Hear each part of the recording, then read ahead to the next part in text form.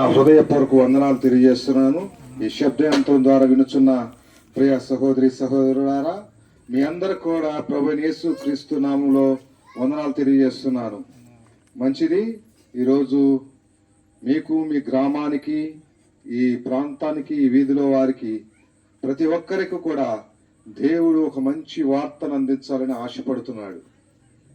దేవుని స్తోత్రం. హల్లెలూయా. చదువుకున్నాం కదా, ఇప్పుడు దేవుని వాక్యం 2 మాటలు విని ఉన్నాం. అదే రీతిగా నేను కూడా కొన్ని మాటలు, దేవుని మాటలు చెప్పాలని ఆశపడుతున్నాను. వాటిని మనము నేర్చుకుందాం. సహజంగా ఈరోజు ఏంటండి, ఈరోజు ప్రత్యేక దినము. ఏంటి తెలుసా? ఇవాళ తండ్రుల దినోత్సవం అంట. తండ్రుల దినోత్సవం. మనందరికి ఒక తండ్రి ఉన్నాడు. ఎవరైనా? పరమ తండ్రి. మనం సృజించిన వాడు, మనం నిర్మించిన వాడు, తన సుహస్తాలతో మానవులను నిర్మించిన దేవాతి దేవుడు మనకు తండ్రి. కనుక ఆ తండ్రి ఒక మాట చెబుతున్నాడు. చదువుదామా? ఆదికాండము 1వ అధ్యాయము 28వ వాక్యము చదువుదాం. దేవుడు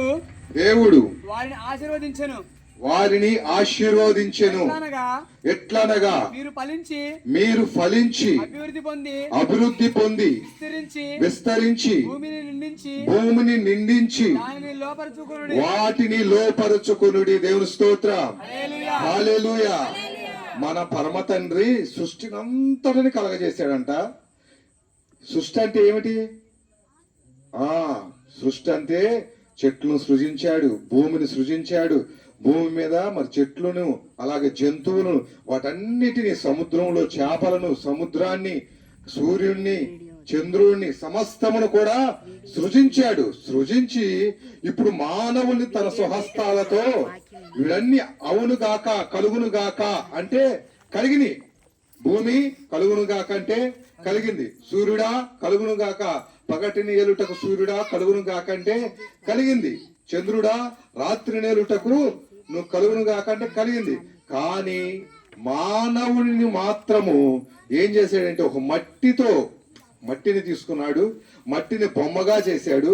ఆ బొమ్మగా చేసిన ఆ ఒక బొమ్మలోకి జీవాత్మను ఊదాడంట, తన ఊపిరిని ఊదాడంట.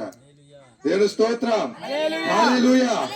ఈ రోజు నువ్వు సజీవ లెక్కలో ఉన్నావంటే, ఇంకా నువ్వు ఈ బ్రతుకున్నావంటే అది ఎవరు ఊపిరో తెలుసండి? ఇగో నిన్ను నన్ను సృజించిన ఆ దేవాతి దేవుడైన మన పరమ తండ్రి యొక్క ఊపిరి. ఆయన ఊపిరి మనలో ఊదాడు గనుక మనం బ్రతుకున్నాం. ఆనాడు నిర్మించి ఆ విధంగా మనలో ఊపిరి ఊది ఒక మాట చెబుతున్నాడు. ఆ మాటనే మనం చదివాం. మరొకసారి చదువుదాం ఆ మాటని. ఏం చెబుతున్నాడు? ఆ మాటను మనం ఆలకిద్దాం.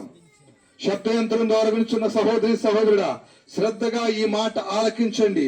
దేవుని పట్ల కలిగిన ప్రణాళిక ఏమిటో దేవుడు ముందుగా నీకు తెలియపరచబోతున్నాడు. దేవుని స్తోత్రం. చదవండి, ఆ వాక్యాన్ని చదవండి స్లోగా, నిదానంగా. దేవుడు వారిని ఆశీర్వదించెను.